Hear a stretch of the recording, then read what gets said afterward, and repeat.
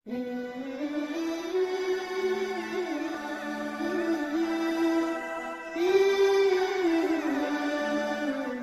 تو اللہ تبارک و تعالی نے اس رمضان کے اندر بنیادی طور پر دو عبادتیں ہیں ایسی جو اور دنوں میں فرض نہیں تھیں یا سنت نہیں تھی اس زمانے میں ہے.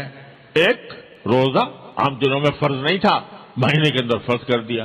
اسی طرح تراویح عام دنوں میں نہیں تھی، اس میں پڑھنا سنت مؤکدہ قرار دے دیا گیا کہ بھی سنت مؤکدہ ہے کہ تراویح پڑھو. بظاہر تو یہ دو ہی چیزیں ہیں، لیکن اصل مقصود یہ ہے کہ اس مہینے کے اندر ان دو کاموں کے علاوہ آدمی جتنا ہو سکے اپنے آپ کو دوسرے مشاغل سے فارغ کر کے اللہ تبارک و تعالیٰ کی عبادت کی طرف متوجہ ہو. اور دنوں کے اندر صبح سے شام تک ہم مختلف مشاغل میں مبتلا رہتے ہیں. یہ ایک مہینہ اللہ کے لیے اپنے آپ کو فارغ کرنے کی کوشش کرو کہ اپنی مصروفیات دوسری مصروفیات کم کرو اور جو حقیقی عبادت کے کام ہے جس کے لیے تم دنیا میں بھیجے گئے تھے، جو تمہاری پیدائش کا مقصد تھا، اس کی طرف اپنی توجہ زیادہ بڑھاؤ. لہذا اس میں روزے اور تراویح کے علاوہ آدمی اس بات کا اہتمام کرے کہ تلاوت قرآن کریم کی تلاوت عام دنوں کے اندر اتنے کرنے کا موقع نہیں ملتا. جتنا ہو سکے قرآن کریم کی تلاوت زیادہ سے زیادہ کی جائے. یہ نبی کریم صلی اللہ علیہ وسلم کی سنت بھی ہے.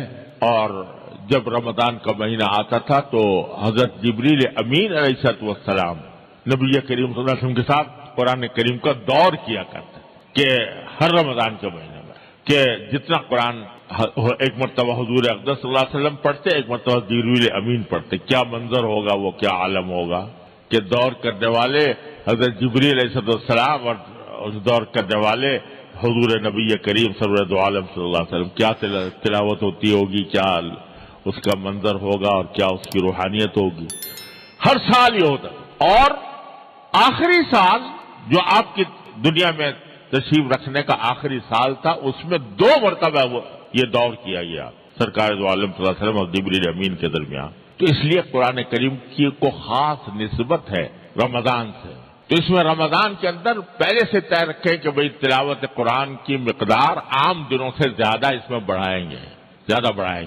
اور بھائی تلاوت تو ہے ہی، ساتھ ساتھ اگر اس کے بھی اہتمام کیا جائے کچھ وقت نکال کر، اگر پہلے کبھی موقع نہیں ملا ہے تو قرآن کریم کا ترجمہ، اس کی تفسیر کسی مستند تفسیر کے ذریعے کی مدد سے اس کو پڑھنے کا بھی اہتمام کیا جائے. تو تلاوت، پھر چلتے پھرتے ذکر اور بعض وہ عبادتیں، نفلی عبادتیں جو عام دنوں میں ادا کرنے کی توفیق نہیں ہوتی، رمضان کے اندر اس کا اہتمام کر لیا جائے.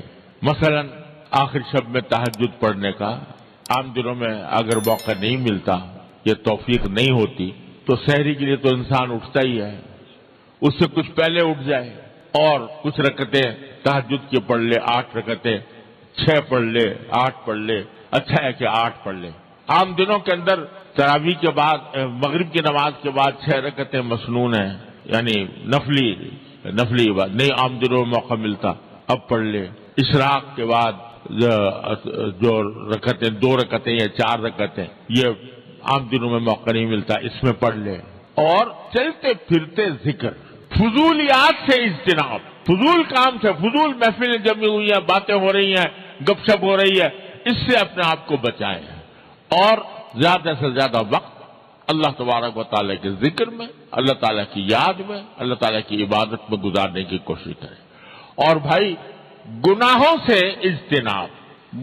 اجتناب، اس بات کا اہتمام کر لیں کہ بس یہ مہینہ ایسا ہے کہ آنکھ غلط جگہ نہیں جائے گی، کان غلط بات نہیں سنیں گے، زبان سے کوئی غلط بات نہیں نکلے گی، زبان سے جھوٹ، غیبت، اس سے بچنے کا اہتمام. دوسرے حدیث میں رسول کریم صلی اللہ علیہ وسلم نے فرمایا کہ یہ مہینہ مواسات کا مہینہ ہے، یعنی کہ غمخواری کا مہینہ، ایک دوسرے کی ہمدردی کا مہینہ ہے.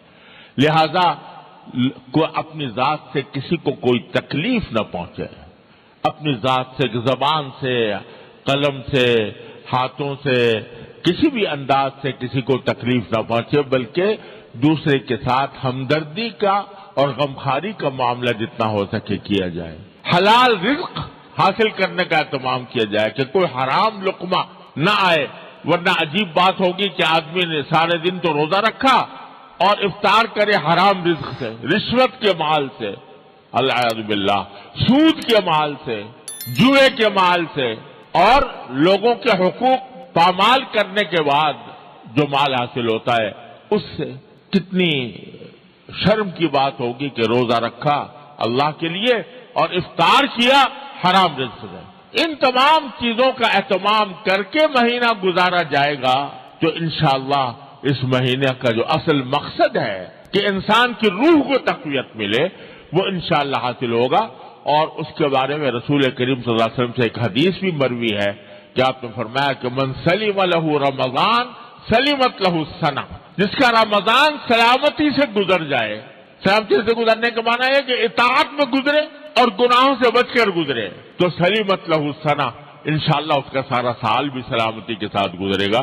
یہ رسول کریم صلی اللہ علیہ وسلم کی ایک حدیث میں یہ بات مروی ہے۔ لہذا پہلے سے استقبال رمضان کا وہ یہ ہے کہ ہم اس کے لیے اپنے آپ کو تیار کریں۔ اللہ تبارک و تعالیٰ اپنے فضل و کرم سے، اپنی رحمت سے ہم سب کو اس تیاری کی توفیق عطا فرمائے۔